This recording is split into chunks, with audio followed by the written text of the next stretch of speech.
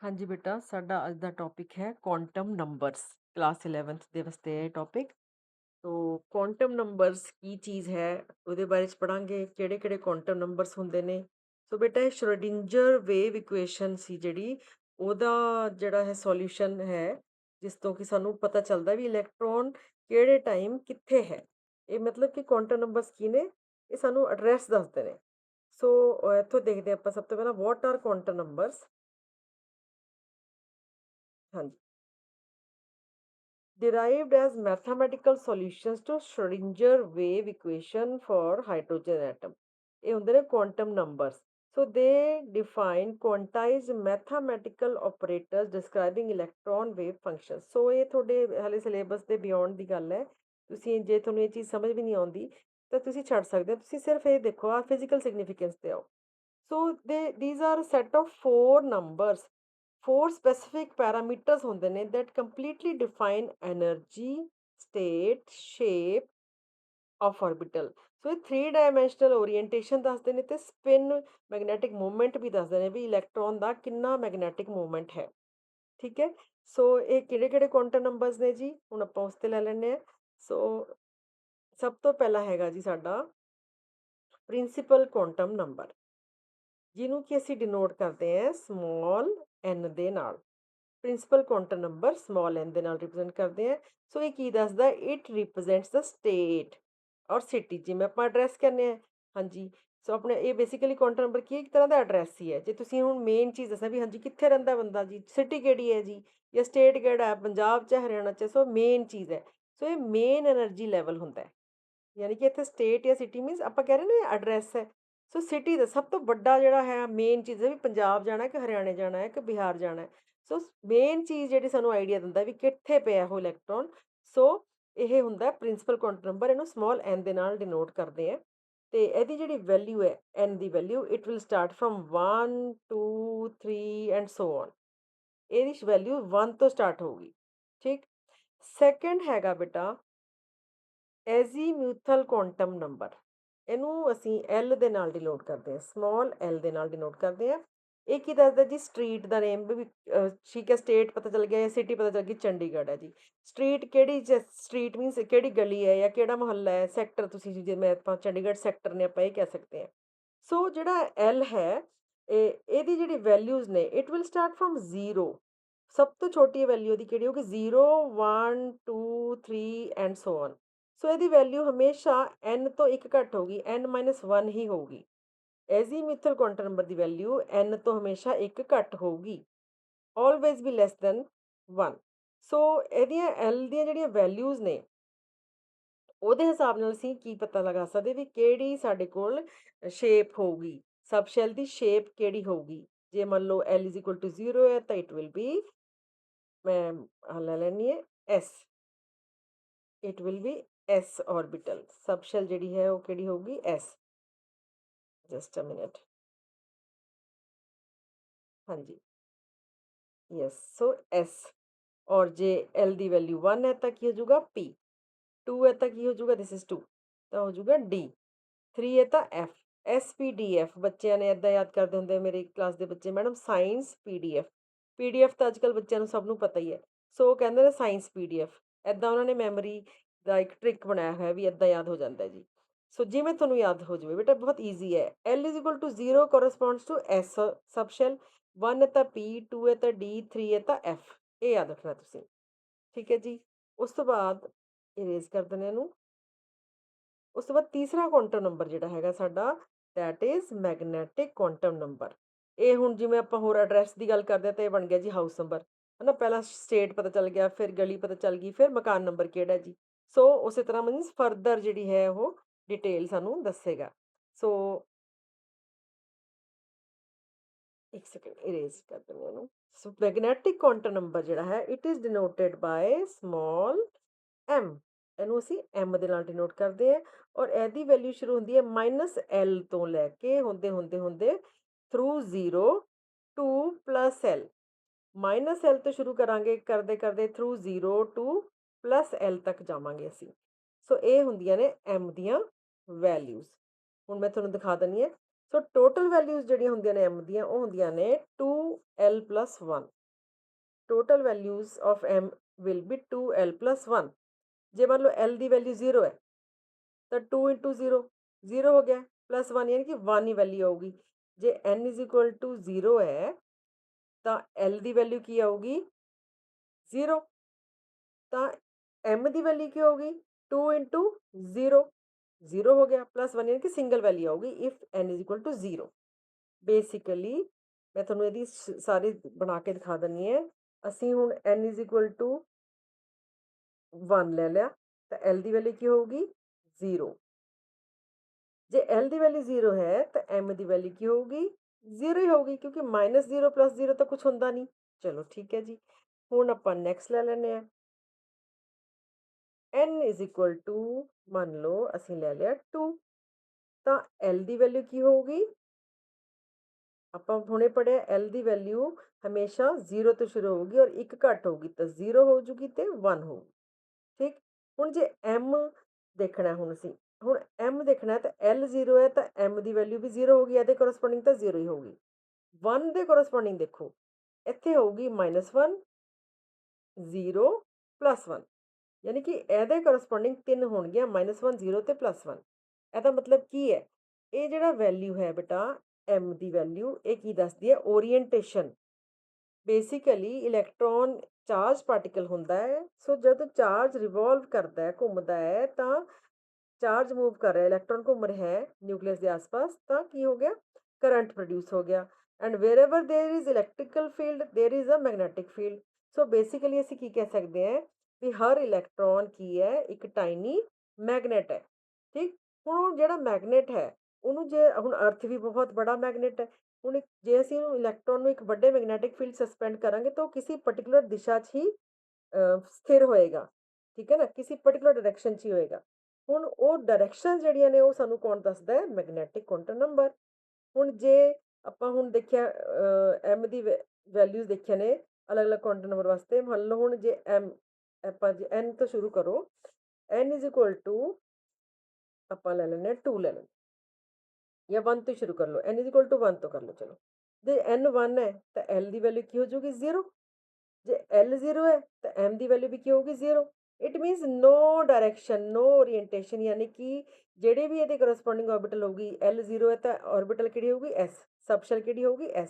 ਸੋ s ਵਾਸਤੇ ਕੋਈ direction ਨਹੀਂ ਹੈ ਕਿਉਂਕਿ ਉਹਦੇ ਲਈ m ਦੀ ਵੈਲਿਊ ਕੀ ਹੁੰਦੀ ਹੈ 0, ਯਾਨੀ ਕਿ ਇਹ ਹਰ ਡਾਇਰੈਕਸ਼ਨ 'ਚ ਜਾ ਸਕਦਾ ਹੈ। ਤਾਂ ਇਸੇ ਕਰਕੇ ਅਸੀਂ ਫਿਰ ਕੀ ਬੋਲਦੇ ਹੁੰਦੇ ਹਾਂ, s ਆਰਬਿਟਲ ਕਿਸ ਤਰ੍ਹਾਂ ਦੀ ਹੁੰਦੀ ਹੈ spherical. s orbital is spherical. ਜਿਵੇਂ ਜੇ ਇਹ 1s ਹੈ ਤਾਂ 2s ਕੀ ਹੋ ਜੂਗੀ ਥੋੜੀ ਜਿਹੀ ਹੋਰ ਬੜੀ ਹੋ ਜੂਗੀ। ਬੇਸਿਕਲੀ ਉਹਦੇ ਅੰਦਰ ਇੱਕ ਛੋਟਾ ਵਾਲਾ ਸਫੀਅਰ ਹੈ, ਉਹਦੇ ਬਾਹਰ ਇੱਕ ਹੋਰ ਸਫੀਅਰ ਹੋ ਗਿਆ। ਆਪਾਂ ਹੁਣ ਉਹਨੂੰ ਡਰਾ ਤਾਂ ਹੀ ਕਰਾਂਗੇ ਨਾ, ਤਾਂ ਇਹਦੇ ਵਿੱਚ ਇੱਕ ਕੀ ਹੋਗੀ ਨੋਡ ਹੋਗੀ। ਸੋ ਇਹ ਹੋਗੀ 2s। ਸੋ ਬੇਟਾ ਇਸ ਤਰ੍ਹਾਂ ਸਾਨੂੰ ਓਰੀਐਂਟੇਸ਼ਨ ਦੱਸਦਾ। ਹੁਣ ਮੈਂ ਇਹ ਵਾਲੀ ਜਿਹੜੀ ਓਰੀਐਂਟੇਸ਼ਨ ਹੈ ਇਹ ਕੀ ਹੈ m = 0 ਹੈ, ਯਾਨੀ ਕਿ ਕੋਈ ਓਰੀਐਂਟੇਸ਼ਨ ਨਹੀਂ ਹੈ। ਠੀਕ ਹੈ, ਇਹ s ਆਰਬਿਟਲ ਵਾਸਤੇ ਹੋਗੀ। ਹੁਣ ਆਪਾਂ ਲੈ ਲੈਂਦੇ ਹਾਂ n = 2। ਜੇ n 2 ਹੈ ਤਾਂ l ਦੀਆਂ ਦੋ ਵੈਲਿਊਜ਼ ਹੋਣਗੀਆਂ, ਇੱਕ 0 ਹੋਊਗੀ ਇੱਕ 1। ਜੇ ਹੁਣ l 0 ਹੈ ਇਹਦੇ ਕੋਰਸਪੋਂਡਿੰਗ m ਦੀ ਵੈਲਿਊ ਕੀ ਹੋ ਜੂਗੀ 0। ਉਹ ਤਾਂ ਫਿਰ ਸਾਨੂੰ ਪਤਾ ਚੱਲ ਗਿਆ 2s ਬਣੀ ਆਰਬਿਟਲ, ਕਿਹੜੀ ਬਣੀ 2s ਔਰ ਉਹ ਗੋਲ ਹੋਊਗੀ, ਇਹਨੂੰ ਤਾਂ ਅਸੀਂ ਛੱਡ ਦੋ। ਹੁਣ ਆਪਾਂ ਇਹਦੇ ਕੋਰਸਪੋਂਡਿੰਗ ਕਰਾਂਗੇ n = 2 l = ਹੁਣ ਅਸੀਂ 1 ਲਵਾਂਗੇ। ਜੇ l 1 ਹੈ ਤਾਂ m ਦੀ ਵੈਲਿਊ ਕੀ ਹੋਊਗੀ -1 0 +1, ਤਿੰਨ ਵੈਲਿਊਜ਼ ਹੋਣਗੀਆਂ। ਇਟ ਮੀਨਸ ਜਿਹੜੀ ਹੁਣ ਸਬਸ਼ੈਲ ਕਿਹੜੀ ਬਣੂਗੀ l = 1 ਦੇ ਕਰਸਪੋਂਡਿੰਗ ਬਣਦੀ ਹੈ p, ਔਰ p ਵਾਸਤੇ ਵੈਲਿਊਜ਼ m ਦੀ ਆ ਰਹੀਆਂ ਨੇ 3 -1 0 +1।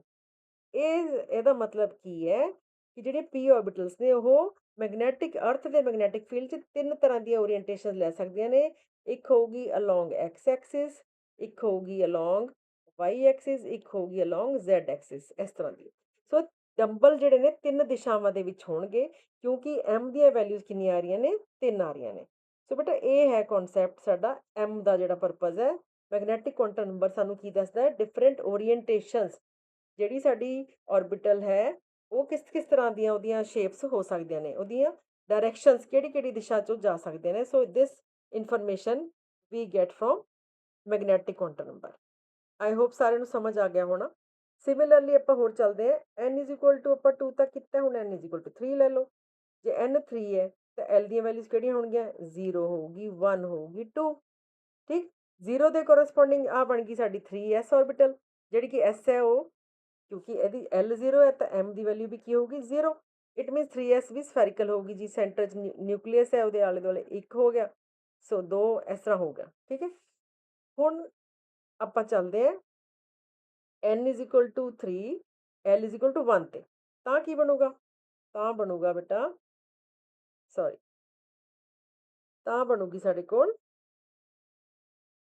3p ਔਰ 3p ਦੀ ਸਾਨੂੰ ਹੁਣੇ ਪੜ੍ਹ ਕੇ ਹਟੇ ਆ ਆ ਲਓ ਜੀ ਇਹਦੇ ਲਈ ਜੇ n 3 ਹੈ l 1 ਹੈ ਤਾਂ m ਦੀ ਵੈਲਿਊ ਕੀ ਹੋਊਗੀ -1 0 +1 ਇਟ ਮੀਨਸ 3 ਓਰੀਐਂਟੇਸ਼ਨਸ ਹੋ ਗਈਆਂ ਸੋ ਉਹ ਪਹਿਲਾਂ ਦੱਸਿਆ ਸੀ ਜਿਵੇਂ ਮੈਂ ਇੱਕ x ਐਕਸਿਸ ਦੇ ਅਲੋਂਗ ਹੋਊਗੀ ਇੱਕ y ਐਕਸਿਸ ਦੇ ਅਲੋਂਗ ਹੋਊਗੀ ਇੱਕ z ਐਕਸਿਸ ਦੇ ਅਲੋਂਗ ਹੋਊਗੀ ਠੀਕ ਹੈ ਇਹ ਤਾਂ ਸੇਮ ਚੀਜ਼ ਹੋ ਗਈ ਹੈ ਜਿਹੜੀ ਆਪਾਂ ਹੁਣੇ ਕੀਤੀ ਸੀ ਹੁਣ ਆਪਾਂ ਚੱਲਦੇ ਹਾਂ 2 ਲੈ ਲੈਂਦੇ ਹਾਂ l is equal to 2 ਲਓ ਜੀ n is equal to ਇੱਦਾਂ ਲਿਖ ਲੈਂਦੇ ਹਾਂ n is equal to 3 l is equal to 2 ਲਿਆ ਸੀ ਯਾਨੀ ਕਿ d orbital ਸੋ ਇਹਦੇ ਲਈ m ਦੀਆਂ ਵੈਲਿਊਜ਼ ਕੀ ਹੋਣਗੀਆਂ ਆਪਾਂ ਹੁਣੇ ਪੜਿਆ 2l + 1 ਵੈਲਿਊਜ਼ ਹੁੰਦੀਆਂ ਨੇ ਸੋ 2 l ਕਿੰਨੀ ਦੀ ਵੈਲਿਊ 2 2 to the 4 + 1 ਯਾਨੀ ਕਿੰਨੀ ਵੈਲਿਊਜ਼ ਹੋਣਗੀਆਂ 5 2l + 1 ਦੇ ਹਿਸਾਬ ਨਾਲ ਸਾਨੂੰ ਇਹ ਪਤਾ ਚੱਲ ਗਿਆ ਕਿੰਨੀਆਂ ਵੈਲਿਊਜ਼ ਹੋਣਗੀਆਂ 5 ਸੋ ਕਿਹੜੀਆਂ ਨੇ 5 ਆਪਾਂ ਹੁਣੇ ਲਿਖ ਲੈਂਦੇ ਹਾਂ ਆਪਾਂ ਪੜਿਆ ਸੀਗਾ m ਦੀਆਂ ਵੈਲਿਊਜ਼ ਕਿੱਥੋਂ ਸ਼ੁਰੂ ਹੁੰਦੀਆਂ ਨੇ -l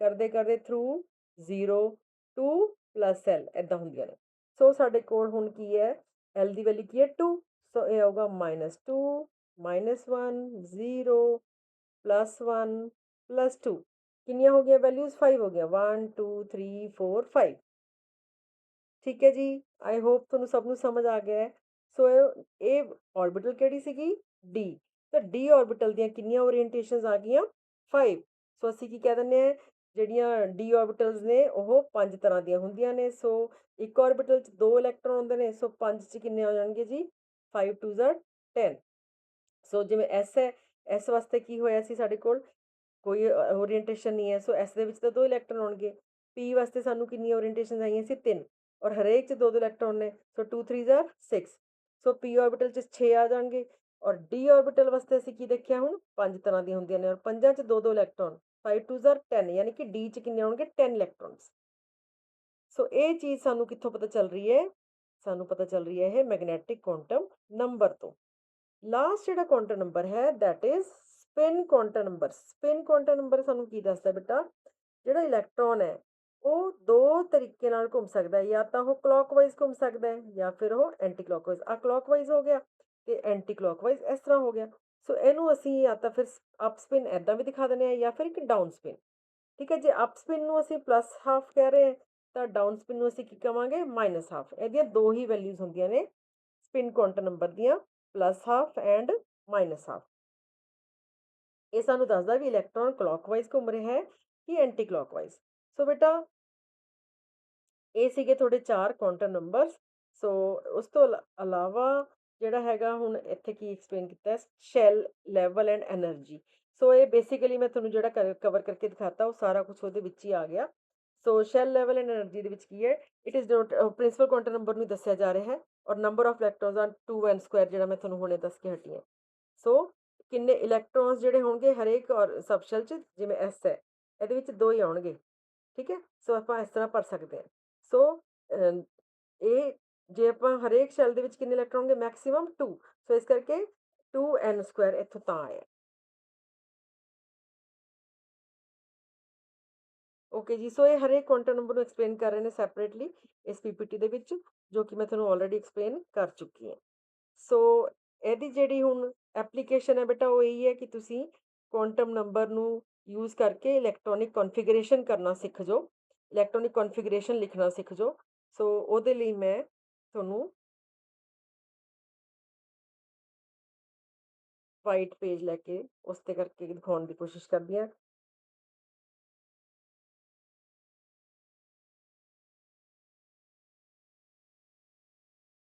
ਚਲੋ ਆਪਾਂ ਇੱਥੇ ਹੀ ਕਰ ਲੈਂਦੇ ਹਾਂ ਸਪੇਸ ਇਹ ਮੈਂ ਡਿਫਰੈਂਟ ਫੋਨ ਹੈ ਮੇਰਾ ਨਾ ਹਲੇ ਮੈਨੂੰ ਇਹਦੀ ਸੈਟਿੰਗ ਨਹੀਂ ਪਤਾ ਸੋ ਆ ਦੇਖੋ ਜੀ ਹੁਣ ਅਸੀਂ ਹਾਈਡਰੋਜਨ ਦੀ ਕਨਫੀਗਰੇਸ਼ਨ ਕਰਦੇ ਹਾਂ। ਹਾਈਡਰੋਜਨ ਐਟੋਮਿਕ ਨੰਬਰ 1, ਸੋ ਅਸੀਂ ਕੀ ਲਿਖਾਂਗੇ? ਪਹਿਲਾਂ ਸਭ ਤੋਂ ਪਹਿਲਾਂ ਕੀ ਹੈ? 1s1, ਇਹ ਕਨਫੀਗਰੇਸ਼ਨ ਹੋਊਗੀ ਕਿਉਂਕਿ ਇਹ 'ਚ ਇਲੈਕਟ੍ਰੋਨ ਇੱਕ ਹੀ ਹੈ। ਸੋ ਇਹਦੀ ਕਿਹੜੀ ਆਰਬਿਟਲ ਬਣੀ? 1s1। ਹੁਣ ਮੰਨ ਲਓ ਅਸੀਂ ਕਰਦੇ ਹਾਂ ਹੀਲੀਅਮ, ਹੀਲੀਅਮ ਐਟੋਮਿਕ ਨੰਬਰ 2, ਸੋ ਅਸੀਂ ਕੀ ਲਿਖਾਂਗੇ? 1s2। ਸੋ ਇਸ ਕਨਫੀਗਰੇਸ਼ਨ ਤੇ ਆਉਣ ਤੋਂ ਪਹਿਲਾਂ ਸਾਨੂੰ ਕੁਝ ਰੂਲਸ ਪਤਾ ਹੋਣੇ ਚਾਹੀਦੇ ਨੇ। ਉਹ ਕਿਹੜੇ ਕਿਹੜੇ ਨੇ? ਇੱਕ ਤਾਂ ਹੈਗਾ ਬੋਹਰ ਬਰੀ ਰੂਲ। ਉਹ ਕੀ ਕਹਿੰਦਾ ਵੀ n+l ਦਾ ਸਮ ਕਰ ਲੈਣਾ ਸੀ। n ਪਲੱਸ, ਸਭ ਤੋਂ ਪਹਿਲਾਂ n+l, ਇਹਨਾਂ ਦੀ ਜਿਹੜੀ ਵੈਲਿਊਜ਼ ਆ ਉਹ ਸਮ ਲੈ ਲੈਣਾ। ਸੋ ਜਿਹਦਾ ਵੀ ਘੱਟ ਆਊਗਾ ਸਮ, ਉਸ ਆਰਬਿਟਲ 'ਚ ਇਲੈਕਟ੍ਰੋਨ ਪਹਿਲਾਂ ਜਾਊਗਾ। ਇਹਨੂੰ ਅਸੀਂ ਬੋਲਦੇ ਬੋਹਰ ਬਰੀ ਰੂਲ। ਕੀ ਬੋਲਦੇ ਆ ਇਹਨੂੰ? ਬੋਹਰ ਬਰੀ ਰੂਲ। ਸੋ ਇਹ ਸਾਰੀ ਚੀਜ਼ਾਂ ਨੂੰ ਗਾਈਡ ਕਰਨ ਲਈ ਪਹਿਲਾਂ ਕੌਣ ਆਉਂਦਾ ਸਾਡੇ ਕੋਲ? Aufbau principle. Aufbau principle means building up, building up.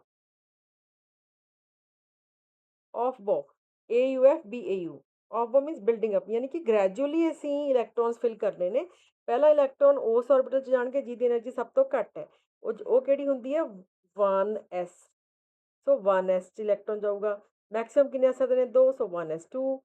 ਫਿਰ 1s ਜਦ ਭਰ ਗਈ ਤਾਂ ਫਿਰ 2s ਜਾਊਗਾ। 2s ਵੀ ਮੈਕਸਿਮਮ ਕਿੰਨੇ ਹੋਣਗੇ? 2, 1s2, 2s2, 2p6।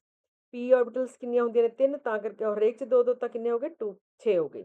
ਫਿਰ 1s2, 2s2, 2p6, 3s2, 3p6, ਫਿਰ 4s2, ਫਿਰ 3d। ਸੋ ਇਹ ਸਾਰਾ ਕੁਝ ਸਾਨੂੰ ਕੌਣ ਡਿਸਾਈਡ ਕਰਦਾ? ਵੀ ਕਿਹਨੇ ਦੱਸਿਆ ਵੀ ਪਹਿਲਾਂ 1s ਜਾਊਗਾ? ਕਿਉਂਕਿ ਜਿਹਦਾ ਪ੍ਰਿੰਸੀਪਲ ਕੁਆਂਟਮ ਨੰਬਰ ਹੀ ਛੋਟਾ ਹੈ ਉਹਦੀ એનર્ਜੀ ਸਭ ਤੋਂ ਘੱਟ ਹੈ। ਹੁਣ ਦੇਖੋ 2s ਔਰ 2p ਦੋਨਾਂ ਦਾ ਪ੍ਰਿੰਸੀਪਲ ਕੁਆਂਟਮ ਨੰਬਰ ਸੇਮ ਹੋ ਗਿਆ। ਹੁਣ ਹਾਊ ਵਿਲ ਵੀ ਡਿਸਾਈਡ ਵੀ ਇਲੈਕਟ੍ਰੋਨ s ਜਾਊਗਾ ਕਿ p 'ਚ? ਹੁਣ ਆਪਾਂ ਇਹਦਾ n+l ਦੋਨਾਂ ਦਾ ਸਮ ਕਰ ਲੈਣਾ। ਇਸ 2s ਦੇ ਵਿੱਚ n ਦੀ ਵੈਲਿਊ ਹੋਗੀ 2 ਔਰ s ਹੈ ਤਾਂ l ਦੀ ਵੈਲਿਊ ਕੀ ਹੋਗੀ? 0। ਸੋ ਇਹਦਾ ਸਮ ਕੀ ਆਇਆ? 2। ਇਸ ਕਰਕੇ ਇਲੈਕਟ੍ਰੋਨ ਪਹਿਲਾਂ s 'ਚ ਗਿਆ। 2p 'ਚ ਕੀ ਹੈ? n ਦੀ ਵੈਲਿਊ 2 ਹੈ ਪਰ p ਵਾਸਤੇ l ਦੀ ਵੈਲਿਊ ਕੀ ਹੈ? 1। ਸੋ 2 + 1 ਹੋ ਗਿਆ 3। ਇਸ ਕਰਕੇ ਪਹਿਲਾਂ 2s ਜਾਊਗਾ, ਫਿਰ 2p ਦੇ ਵਿੱਚ ਜਾਊਗਾ। ਸਿਮਿਲਰਲੀ 3s ਤੇ ਚੱਲੋ, 3s ਔਰ 3p ਪਹਿਲਾ ਇਲੈਕਟ੍ਰੋਨ ਕਿਹਦੇ ਵਿੱਚ ਜਾਊਗਾ ਜੀ? ਇਹ ਸਾਨੂੰ ਫਿਰ ਉਹੀ n+l। 3n ਦੀ ਵੈਲਿਊ ਕਿੰਨੀ ਹੈ? 3। ਕਿਉਂਕਿ ਇਹ s ਹੈ ਤਾਂ l ਦੀ ਵੈਲਿਊ ਕੀ ਹੋਗੀ? 0। ਸੋ 3 + 0 ਕੀ ਆ ਗਿਆ? 3 ਉਹ ਆ ਗਿਆ। ਸੋ ਇਸ ਕਰਕੇ ਪਹਿਲਾਂ ਇਹਦੇ ਵਿੱਚ ਜਾਊਗਾ। ਇੱਥੇ ਕਿੰਨਾ ਆ ਗਿਆ? 3 + 1 ਆ ਗਿਆ, 4 ਹੋ ਗਿਆ। ਇਸ ਕਰਕੇ ਪਹਿਲਾਂ 3s ਭਰਾਂਗੇ, ਫਿਰ 3p, ਫਿਰ 4s, ਫਿਰ 3d। ਸੋ ਬੇਟਾ ਸਾਨੂੰ ਕੌਣ ਗਾਈਡ ਕਰਦਾ ਹੈ ਇਹਦੇ ਵਾਸਤੇ? ਬੋਹਰ ਬਰੀ ਰੂਲ। ਅਸੀਂ n+l ਦਾ ਸਮ ਕਰ ਲੈਣਾ। ਸੋ ਇਸ ਤਰ੍ਹਾਂ ਬੇਟਾ ਅਸੀਂ ਬਿਲਡਿੰਗ ਅਪ ਕਰਦੇ ਹਾਂ। ਜਿਹੜੇ ਇਲੈਕਟ੍ਰੋਨਸ ਨੇ ਅਲੱਗ-ਅਲੱਗ ਆਰਬਿਟਲ ਦੇ ਵਿੱਚ ਭਰ ਕੇ ਅਸੀਂ ਜਿਹੜੀ ਇਲੈਕਟ੍ਰੋਨਿਕ ਕਨਫੀਗਰੇਸ਼ਨ ਹੁਣ ਇਸ ਤਰ੍ਹਾਂ ਵਾਲੀ ਸ਼ੁਰੂ ਕਰ ਦੇਣੀ ਹੈ। ਹੁਣ ਅਸੀਂ ਜਿਹੜੀ ਆਪਾਂ ਪਹਿਲਾਂ ਹੀ ਕਨਫੀਗਰੇਸ਼ਨ ਕਰਦੇ ਸੀਗੇ 2 8 ਵਾਲੀ, ਉਹ ਛੋਟੀ ਕਲਾਸਾਂ 'ਚ ਕਰਦੇ ਸੀ ਨਾ ਆਪਾਂ, 2 8 8, ਉਹ ਵਾਲੀ ਹੁਣ ਅਸੀਂ ਨਹੀਂ ਕਰਨੀ। ਠੀਕ ਹੈ ਜੀ। ਸੋ ਇਹ ਸੀਗੀ ਥੋੜ੍ਹੀ ਜਿਹੀ ਜਾਣਕਾਰੀ ਕੁਆਂਟਮ ਨੰਬਰਸ ਦੇ ਬਾਰੇ 'ਚ। ਬਾਕੀ ਅਸੀਂ ਨੈਕਸਟ ਵੀਡੀਓ 'ਚ ਦੇਖਾਂਗੇ। Thank you for watching.